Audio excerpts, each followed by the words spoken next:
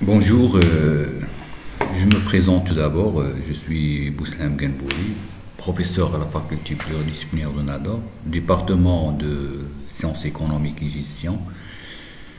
Alors, ce cours de statistique descriptif, je dis élémentaire, sera destiné aux étudiants inscrits en licence fondamentale des sciences économiques et gestion pour l'année universitaire 2020 et 2021, le semestre 1, et spécialement destiné aux étudiants du groupe A et C.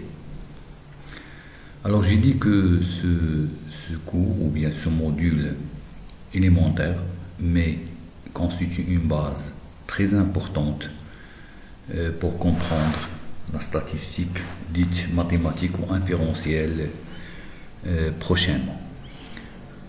Alors, le programme de ce module sera réparti en 4 chapitres. Le premier, c'est une introduction générale à la statistique.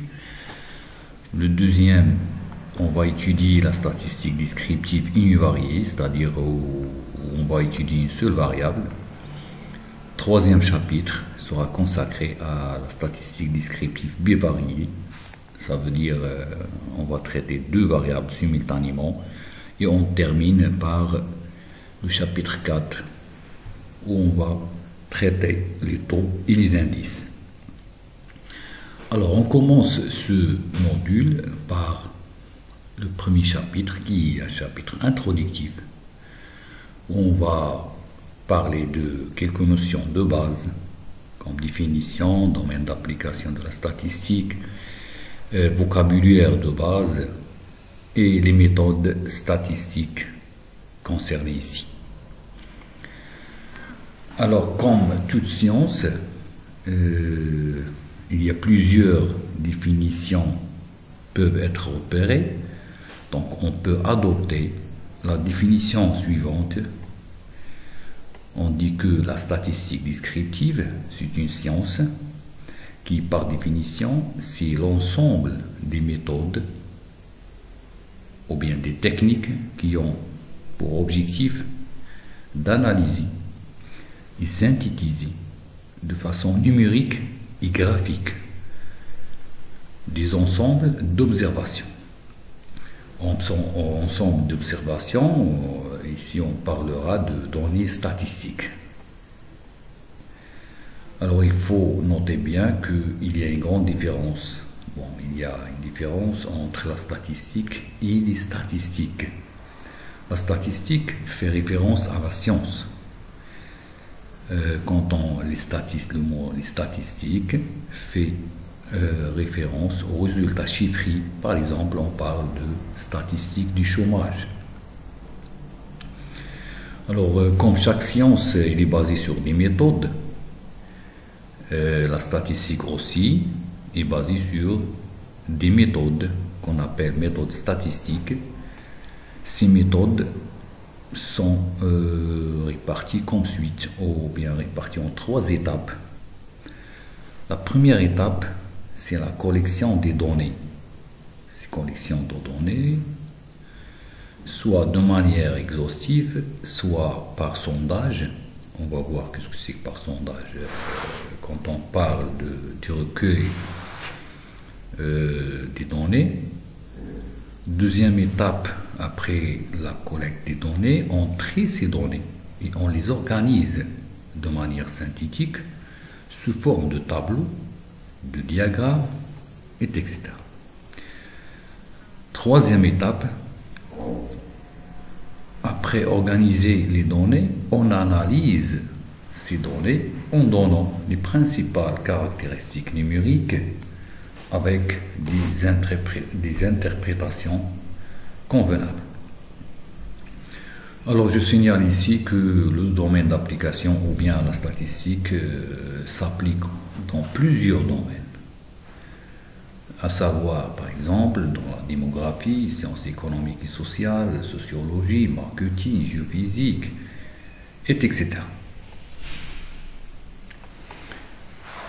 Alors, comme chaque science, il a son langage et son vocabulaire, donc pour la statistique aussi, il a un langage qu'on doit adapter. Donc on va préciser ici certains nombres de termes statistiques qu'on va utiliser régulièrement dans toute la suite. Commençons par qu'est-ce que c'est qu'une population. Une population, c'est l'ensemble, par définition, c'est l'ensemble concerné par une étude statistique. On l'appelle aussi champ de l'étude. Comme exemple, l'ensemble des entreprises au Maroc constitue une population. Les étudiants de moins de 22 ans à la faculté du Nador constituent une population.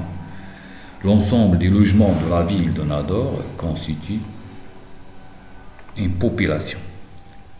Mais faites attention, la population toujours doit être définie avec clarté, avec précision. Comme exemple, si on prend les trois populations suivantes, les étudiants de moins de 22 ans, les étudiants de sciences économiques et gestion de la faculté pluridisciplinaire de Nador, il y a une grande différence entre ces trois populations. Alors, deuxième terme à savoir, un individu. L'individu, c'est tout élément de la population considérée. Et on l'appelle aussi unité statistique. Alors, un individu ne fait pas référence nécessairement à une personne. Un individu, tout simplement, c'est un élément de la population concernée par notre étude statistique. Alors, si reprenons les exemples précédents, une entreprise au Maroc, par exemple, une seule entreprise au Maroc, est un individu de la population des entreprises au Maroc. Ainsi, un étudiant de moins de 22 ans à la faculté de Nador est un individu ou bien unité statistique de la population qui contient tous les étudiants de 22 ans à la faculté de Nador. Troisième terme, un échantillon. Par définition, un échantillon, c'est tout ce ensemble de la population. Ou bien la population tout entière. Par exemple, les entreprises de la région est du Maroc, c'est un échantillon de l'ensemble de toutes les entreprises du Maroc. Les étudiants de moins de 22 ans de sciences économiques et gestion, par exemple, constituent un échantillon de la population qui contient tous les étudiants de moins de 22 ans de la faculté pluridisciplinaire de Nador. Bien sûr, chaque échantillon ou bien chaque population, il a une taille. Ou bien une taille. La taille de l'échantillon est par définition c'est le cardinal de l'échantillon. Autrement dit, c'est le nombre d'individus qu'il contient. Alors, toujours après la définition de l'échantillon, on calcule combien de nombres contenus dans cet échantillon, ou bien cet échantillon contient combien des individus ou bien combien des unités statistiques. Ce nombre-là s'appelle la taille de l'échantillon. Par exemple, on parle d'échantillon de taille de 100, ça veut dire un échantillon contient 200 éléments, ou bien 200 individus, ou bien 200 unités statistiques. Généralement, on note souvent par N la taille de l'échantillon considéré.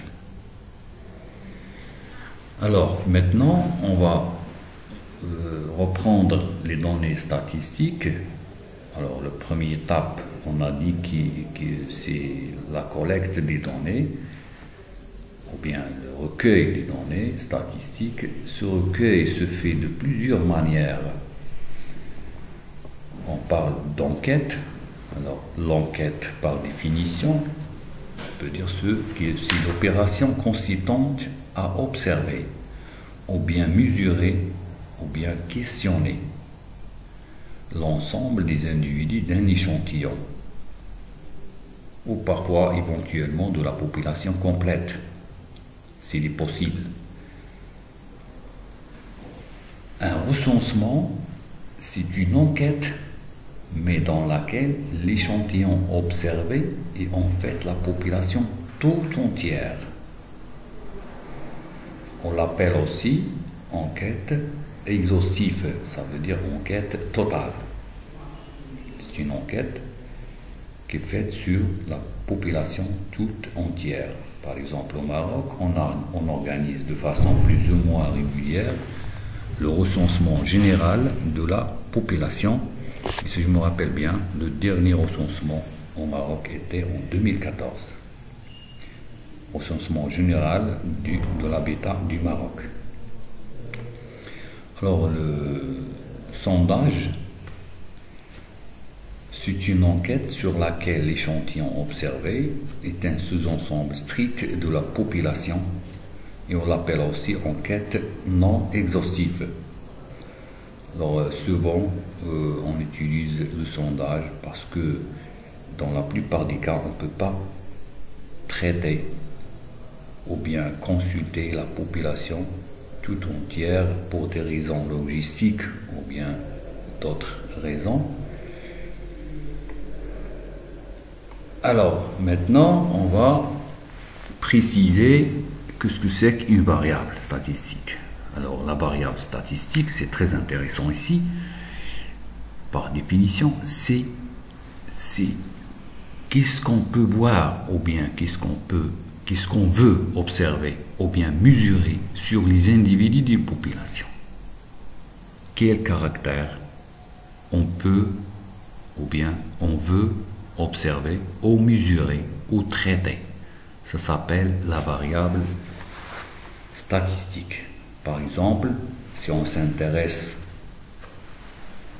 aux couleurs, ou bien nationalité, ou bien la taille, poids, salaire, sexe, âge, tous ces exemples constituent ou bien des variables statistiques. Pour simplifier les choses, on va désigner toujours une variable statistique par une des lettres, soit X, soit Y, soit Z, c'est juste une nomination. Et on suppose que la variable prend toujours une valeur, une seule valeur sur chaque unité. Par exemple, si on s'intéresse aux couleurs de véhicules, alors on ne peut pas dire qu'un véhicule présente deux couleurs en même temps. Les modalités, tout simplement, sont les valeurs possibles de la variable. On l'appelle tout simplement valeur. Alors, valeur prise par une variable est appelée modalité ou bien tout simplement valeur. Il existe deux types de variables.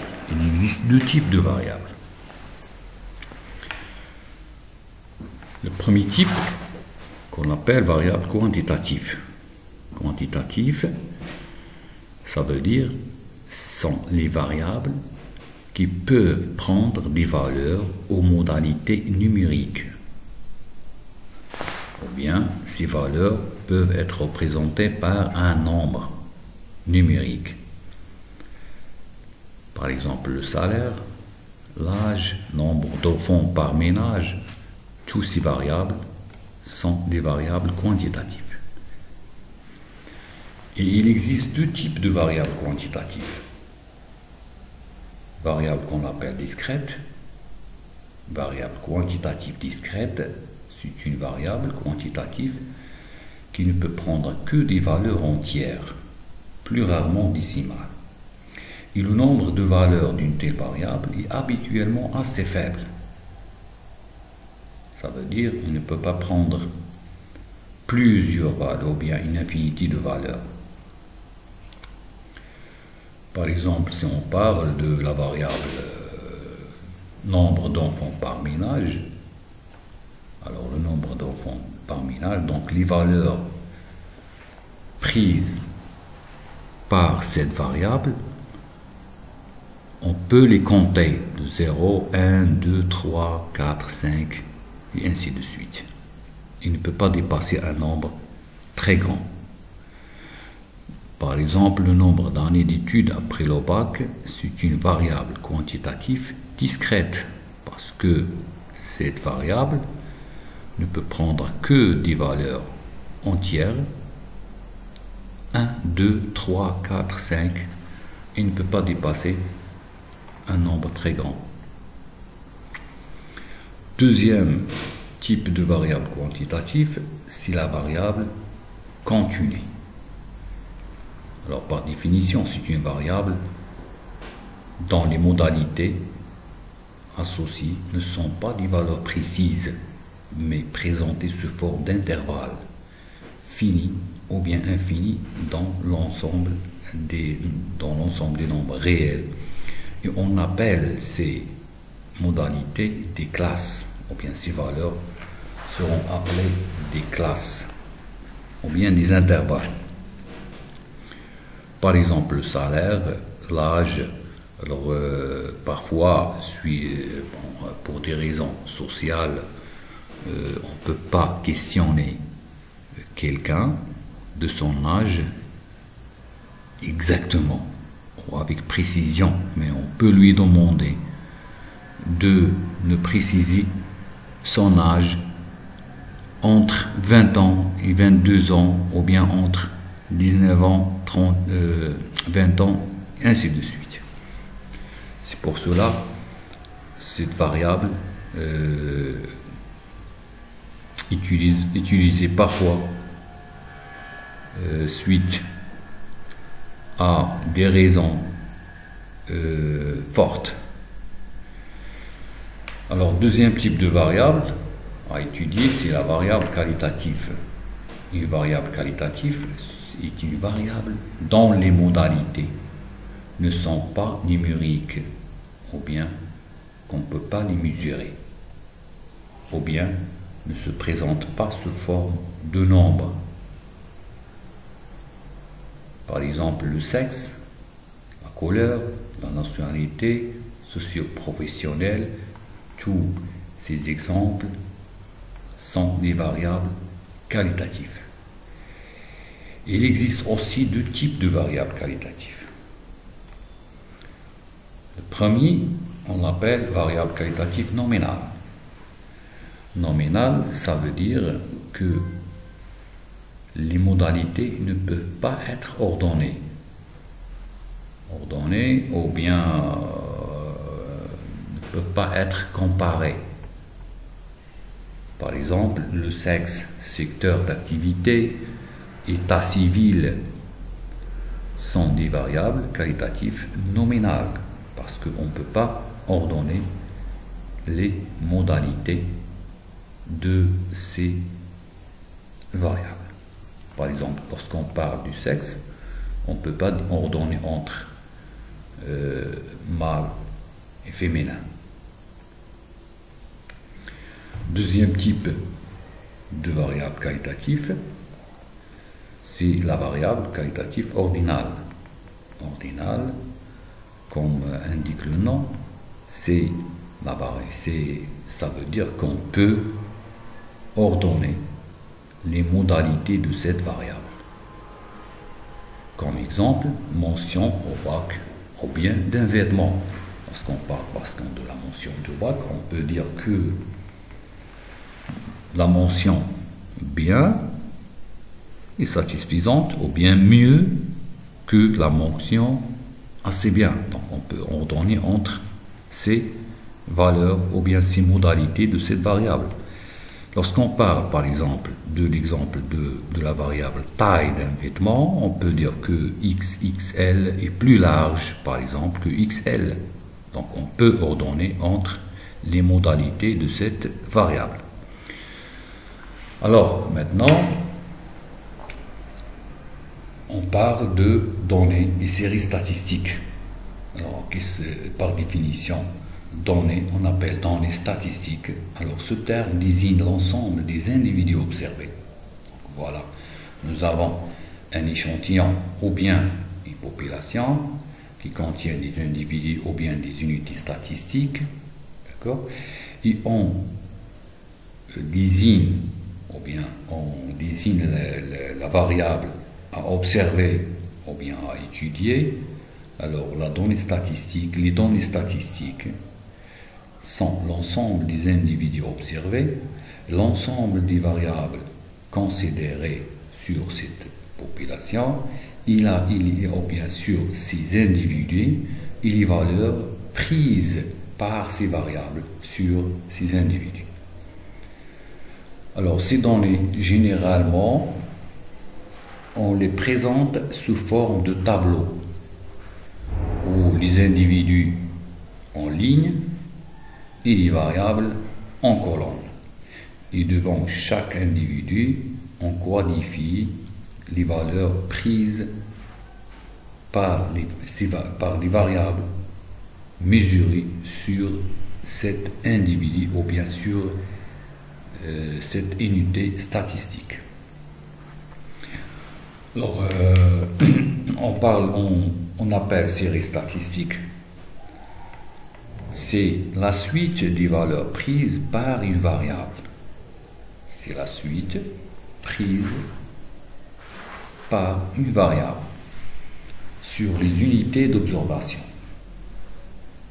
Autrement dit, combien de valeurs prises par une variable statistique sur les éléments ou bien les unités statistiques sur une population ou bien un échantillon. Ce nombre d'observations sera noté par n. Les valeurs d'une variable x quelconque sont notées généralement par x1, x2, xn. Alors, je termine par ces exemples. L'exemple 1, donc, après une enquête réalisée auprès de 20 étudiants sur leur mention au bac, par exemple,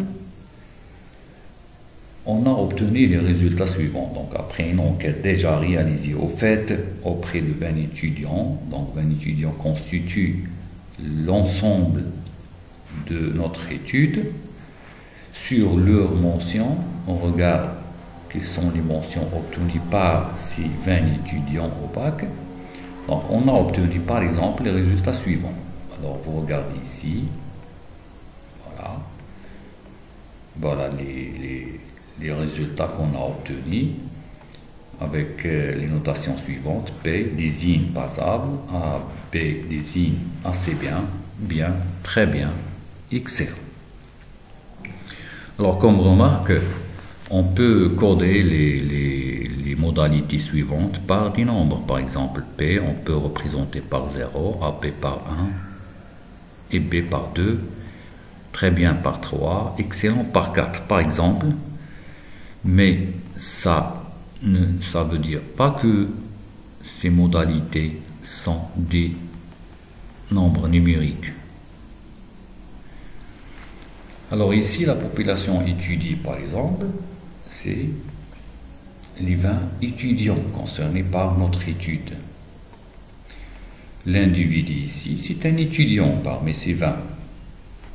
Alors la variable étudiée ici, par définition, c'est la mention obtenue au bac. On peut la noter par X. Alors, par définition, X est la mention obtenue au bac par ces 20 étudiants. Alors, il est facile de regarder que cette variable, il est qualitatif ordinal, parce qu'on peut les ordonner. On peut dire que AB est mieux que B, B est mieux que AB, etc. Autrement dit, on peut classer ces modalités. La série statistique ici, donc on a n est égal à 20, n ça veut dire le nombre d'observations, ou bien le nombre de modalités prises par cette variable. Alors on peut dire que x1 est égal à p, x1 ça veut dire la première observation, ou bien la première valeur prise par cette variable, deuxième valeur c'est P, troisième valeur c'est B, et ainsi de suite. Alors, pour l'exemple numéro 2, on prend la population constituée des employés, disons, d'une entreprise quelconque, et on interroge 7 employés parmi 6 employés de cette entreprise sur 3 choses.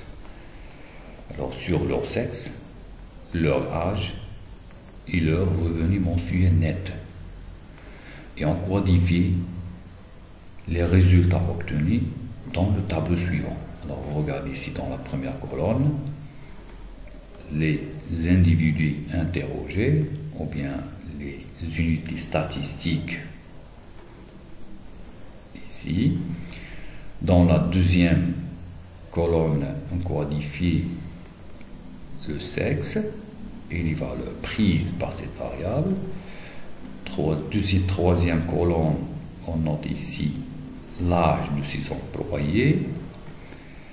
Et dans la dernière colonne, le revenu mensuel en dirhams. Alors ici, comme remarque, on code 1 les femmes et 2 les hommes. Et on peut noter aussi 1 comme F et 2 comme H par exemple. Alors je signale ici que juste un code, ça ne signifie pas que cette variable est quantitative.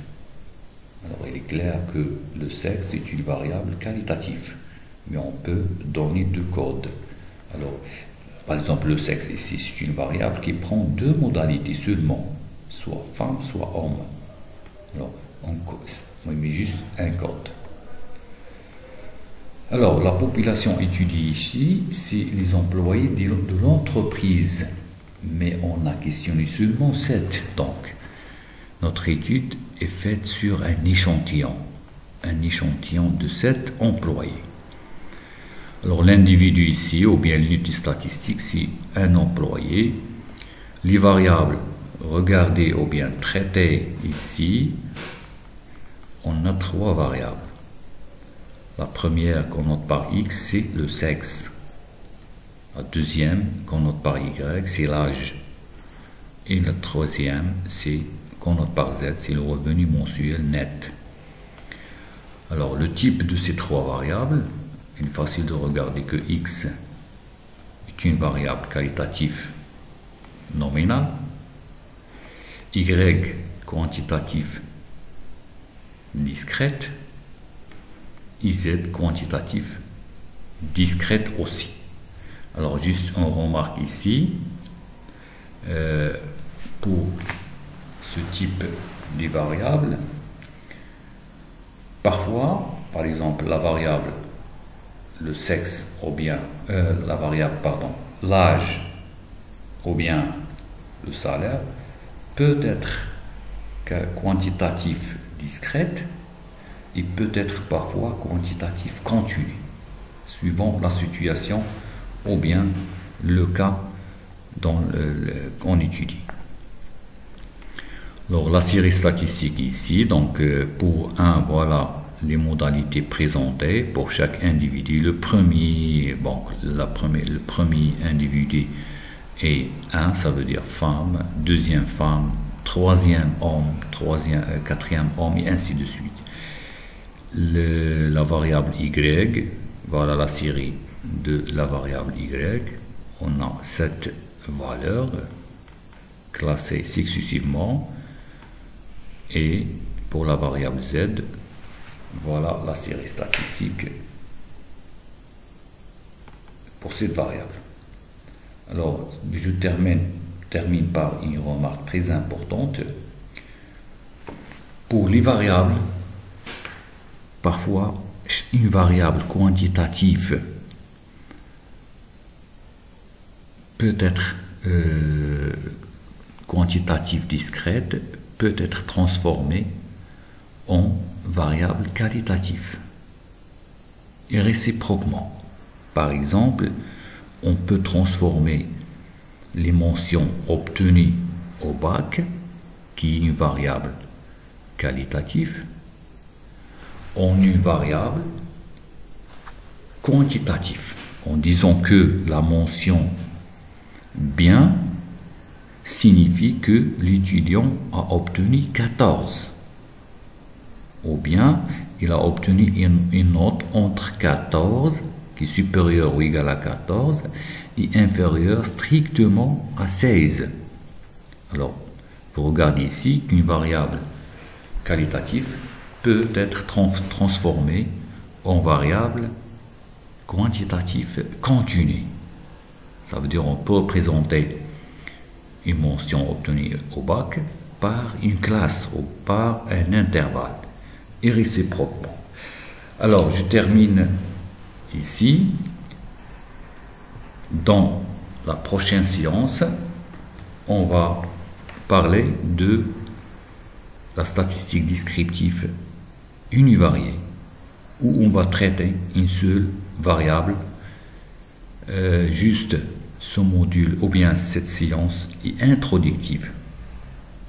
Alors, il est conseillé d'adapter ou bien d'adopter bien les termes ici, et les termes, la terminologie, généralement, qu'on va utiliser régulièrement dans toute la suite de ce module. Merci et à la prochaine.